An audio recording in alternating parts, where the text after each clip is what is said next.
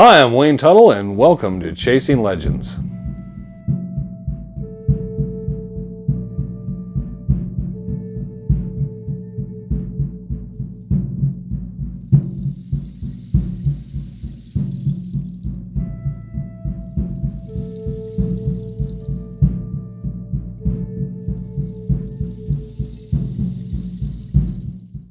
Welcome back to Chasing Legends.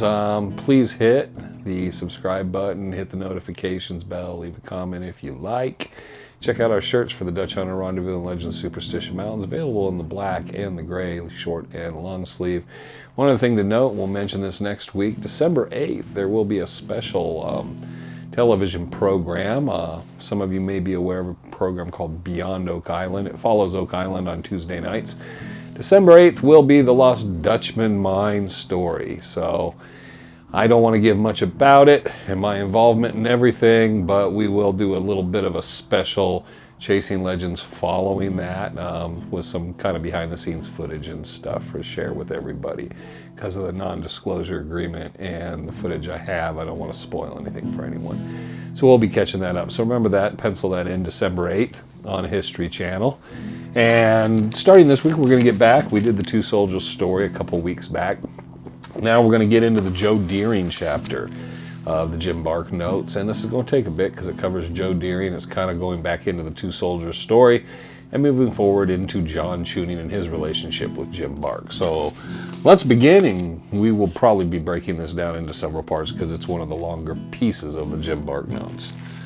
One day in the late 1880s, there come to the ranch a man camped down at the well. He had a burro and a pup. That evening he came to the house and we were talking on general subjects when he said that the king had shut down and that he did not want to go to town. He was speaking of the Silver King mine, which was about 15 miles southeasterly of us. It had produced between $14 and $15 million in gold, in silver, and now had shut down for an indefinite time. He thought he would rest up for a while. I asked him to stop with me at the ranch, and his grub would cost him nothing. I was busy cleaning water holes. The next morning I was pumping water and letting it run down a pipe about 500 feet to the string of troughs for cattle.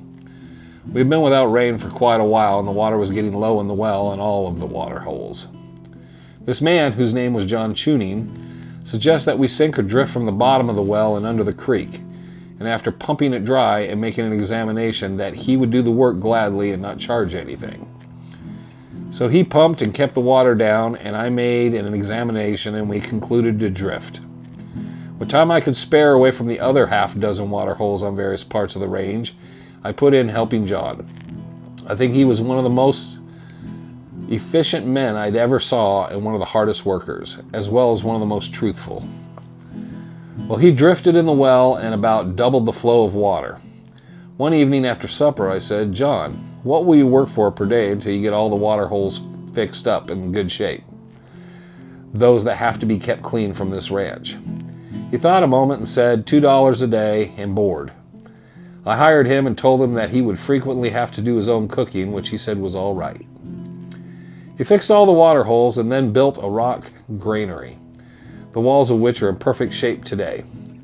One evening John said, "Well, Mr. Bark, the granary is about finished and I don't suppose you have any more work for me." I settled up with John and gave him an order at Goldman's store in Phoenix, and at the time they were our bankers. John handed the order back to me and said, as I was going to Phoenix for supplies the next day, John would make out a list of grub and for me to have it sent up with my supplies, and to leave the balance of the order to his credit in Goldman's. That evening we were sitting outside the house when he said, "Mr. Bark, do you know that there is a rich gold mine over in the mountains?" And then he launched forth as follows. That while he was working at the Silver King, a fellow by the name of Joe Deering asked for work. The foreman, who was Bob Bowen, asked him if he was a miner, and he said that he was. So he was told that he could go out in the next shift, report to John Chunning, who was the shift boss in the Silver King. This Joe Deering had one poor ratty burro and a small and disreputable camping outfit. He'd been working but a short time when he spoke to John and said, "I'm only going to work here about 30 days. John did not reply, as that was a pretty common occurrence, And in a little while he said, I got a rich gold mine over in the Superstition Mountains. And it is some mine. John said, if you got a rich mine over there and you don't need to work here at all, as you could just get a partner and he will put up the money and work it. Deering replied that he did not want a partner as he had one, and that was the cause of his working now. He said that a merchant up in Colorado had staked him to prospect about 11 months ago. And the law of Colorado says anything found by a man within a year after accepting a prospecting stake, 1/2 of such fine would belong to the man who furnished the stake. And as the year was about 30 days to run here, he will work here until the time expires and locate the mine. John said, supposing someone should locate the mine while you're working here. Oh, there's no danger of anyone finding it, Joe said. Well, John said, you found it. Why couldn't someone else do the same? There is no danger, as the mine is in the most ungodly place you ever saw or heard of. During all this conversation, they were working away side by side. John said Deering kept referring to his find, said if anyone should find the mine, that he had put up a little monument within 100 feet of it, and that one could not see the mine from the monument. And he did not put any notice on it. John asked why. He replied if anyone should find it, he could swear that his monument was there ahead of him, and that he had destroyed the location notice. John said, how did you come about to find it? So Deering said, well, I was camped at the spring in a big canyon and headed for the king. I had my breakfast and took my canteen full of water and went to look for my burro.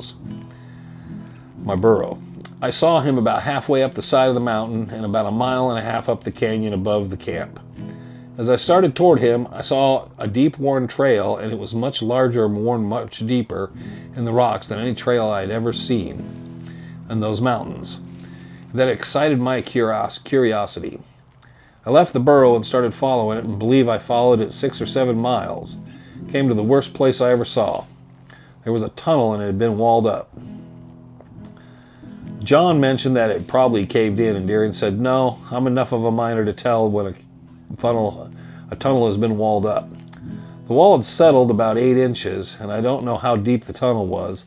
Above the tunnel and further over, it looked like there had been 2 big shafts, but they were pretty well filled. He returned to his camp over the same trail, which he had taken going in, and on his way back there was a willow tree growing up at the lower edge of the trail. He rested under it and took a little hand axe he was carrying and cut a cross in the tree. Now this is Jim Marks mentioning. Jim Marks says, I found the willow tree, and sure enough the cross was there. Then we back to the story. There was an old hatchet picked up on the mine trail by a man by the name of Wright. The head of the hatchet was all beaten out of shape from pounding rock. And the trail was monumented with 2 little rocks until it left Javelina Canyon and dropped out over into horse country. Deering said that he would not have stayed all night alone at that mine for all the money in the world. John asked him why not. He said it was so ghastly and creepy. Could not understand how a man like Deering, who had come all the way through the mountains from Colorado alone every night, without not even a dog, could gather such fear from this particular spot. The next morning, after thinking it over, he concluded that he would visit the mine once more. So when he came and went over the same trail, but in going back to his camp from the mine, he said that he came off the big mountain into a canyon, and there he built 4 monuments.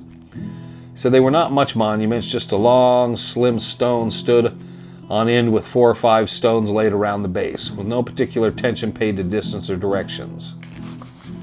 Now, what in the world was your idea of doing that? John had asked him. He replied, I thought if anyone saw the monument at the mine, then saw these, they would think that some crazy prospector has been here also. Or if they saw these first and then the one I built the mine, they would say the same thing and pay no attention to the either. Now again, we go to Bark. Bark states, now I have found the monuments without a doubt that Deering built in the canyon. Back into the story. Deering said that then he went up to the canyon to his camp and the next day came over to the king. John asked how far it was from the Salt River, and his reply was, 1.5 miles, 1.5 miles, 2 miles. John said that Deering could not help talking about it and would break forth saying, "John, there's a trick in that trail. Oh, it is no trick either, but you have to go through a cave or a hole. And say, John, it's high up, yet you got to go down to it. And say, John, when I worked at that mine, I'm going out the other way towards the desert. Oh, you don't think I have a mind, you think I'm just stringing you, just be talking. You meet me at Jesse Brown's saloon tonight, and I will show you some of the ore I picked up in front of the tunnel."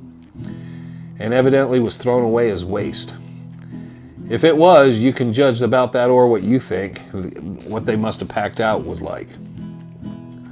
Jesse Brown kept a saloon in Pinal, where the mill for the Silver King was located, and the only time Jesse could get away was when Chunning would come down and tend bar for him, which he frequently did when off shift. So Deering showed up that evening, and he showed John and Jesse Brown about 5 pounds of gold ore. And John said it was quite rich. The gold in different pieces was from split peas to coffee kernels in size. Well, I did not find in the least doubt John's story. I went on a hunt for Jesse Brown and finally located him in Nogales, Arizona. Upon interviewing, he verified what John had told me. A few days after that, John was working in a stope in the King when a cave-in took place, and he was quite badly hurt. A fellow workman, Ed Jones, put a box on the elevator and sat upon it and held Deering in his lap to the top. He was put on an operating table, examined, and it was found that he had both legs broken, besides other injuries. The legs were so badly injured, the company doctor decided amputation was necessary. Deering never recovered consciousness. I went, Jim Bark, to the county seat and found the record of where they had said the inquest on one Joe Deering. The verdict was accidental death, and that proved that part of the story. John said, "I will go over and make a hunt for the mine, for a while at least." I told John that I would be pleased if he would make the ranch his headquarters. Anytime he needed any grub to come on over to the ranch and get it, or anytime he wanted anything from town, I would see that it would be sent out to the ranch. John thanked me and said under those conditions he ought to find it. He came over to the ranch about once a month with his burros and his little dog. I remember one August night we were sitting out in the front of the house, and the moon was shining full and it was hot. John was sitting on our rodeo table, which was leaning against the front of the house. He had his shoes and stockings off, and as his feet were swollen from climbing. I was sitting on a chair further out from the house to get more breeze. John had started to get off the table when his little dog rushed from under the table and took a hold of John's bare feet. He said, "What ails that dog?" and settled in his seat on the table again. The dog quieted down. In a few minutes, John made a more determined effort to get down. The dog went through the same performance, taking a hold of John's foot. When he saw that John meant to step down, he let go his foot and rushed at a rattler, coiled right under John's feet. The dog killed the rattler, but was bitten on the nose and the side of the head. There was some water down in the creek, and the dog went down and buried himself all but the tip of his nose in the mud and water. In the morning, he was still there. His head was the size of 3 heads. He stayed there for 3 days and came up to the house as sorry-looking dog as I ever saw. He never amounted to much after that. All he wanted to do was lie around in the shade. Unless John kept calling him, he would not go over the mountains with him. Well, John hunted for about a year and then went broke and wanted to quit, but I would not hear of it and told him he had hunted so long that this was no time to quit, as he must have covered a whole lot of country, and that we would stay with it until we ran it down. So John loaded up and went back over the mountains. The dog followed a Mexican fighter who had just delivered a load at the ranch, and we saw him no more. John continued to hunt, and at times he would have taken a layoff at the cow ranch and keep off his feet as much as possible, as his knee joints would swell double their normal size. Now, John had told me he had worked for John Ayers, who had a horse ranch up near Grand Canyon, and he had been developing water for Ayers. And one time when John was at the ranch, I returned from Phoenix, and the first thing John would grab would be the Arizona Republican. In it, he read John Ayers committed suicide. Well, I might as well just tear this note up. Poor Johnny. John had gone into the house where he kept his go-away bag and dug a paper from within. I asked him what was up and why he was tearing it up. He replied that when he got through working for Johnny, he took a note for his pay, as Johnny had no money. The note was for $400 and some dollars, and I remarked, "Don't tear it up, John. Let me have it. I will see what I can do first trip to Phoenix." I made a few inquiries in Phoenix, and someone told me that E.J. Bennett was a silent partner of Johnny's. So I took a chance and went to E.J. Bennett's office and told him that Chunning had been hunting for a lost mine in the Superstition Mountains and was worse than broke, and that he was getting along in years, as he was over 60 at this time. And he had a note from Johnny Ayers for work he had done in the horse ranch and etc. E.J. said, "Have you that note with you?" And I produced it. He looked it over, took a pencil, figures the interest, reached out for his checkbook, and asked who he should make the check to. I said, "Me." He made it to me, and it called for $600 and some dollars. When I handed John the certificate of deposit, he thanked me. From then on, he would not take a dollar from me. He continued to hunt for the mine and still made the ranch his headquarters. He built numerous rope ladders to let himself down over the cliffs in which he would look in caves that were absolutely unapproachable any other way. Rope ladders that I would not trust myself at all upon. And he would go down 25 and 30 feet, and if anything gave way, it was Katie bar the door for John. He also ran a tunnel at 150 feet, along a crack in a hill near the paint mine, north of Sombrero Butte. The crack was about 18 inches wide and filled with boulders. He ran the entire distance without any timbering, all alone. Every foot had to be blasted, with no possibility of there being miner anymore. I think the man was the most dangerous piece of work I ever saw accomplished by a man. Now to pause and take a note there is several things. John Chunning and Joe Deering, very real people, obviously. The inquest and the paperwork concerning Joe Deering actually does exist, and people have published it. John Chunning, of course, was real too. We made a trip up and relocated and opened up, and sometime maybe I'll do a Chasing Legends on when we reopened John Chunning's mine.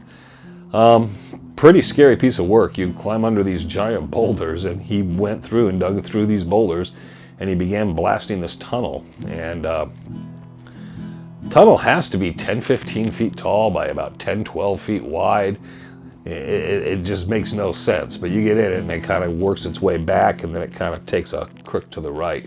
And I might tell that story sometime. We'll throw some pictures up and stuff. I don't think anybody videoed it. In fact, I believe there's someone, Kevin Noonamaker, wrote a story about that and put it out there on the internet many years ago. But this is probably 10-15 years ago we made that trip and kind of worked our way back into a little small hole, but got in there. But that mine did exist as well, and people always spoke of just what Chunning would do, what the efforts he went through. Thanks for watching. This is Chasing Legends, December 8th. Watch Beyond Oak Island, Catch the Lost Dutchman show. There will be a part 2 of this part, a piece of the Gem Bark Notes on the Joe Deering story. Hit subscribe, hit the notification bells, pick up some t-shirts, and take care until next time we see you. Have a good happy holidays.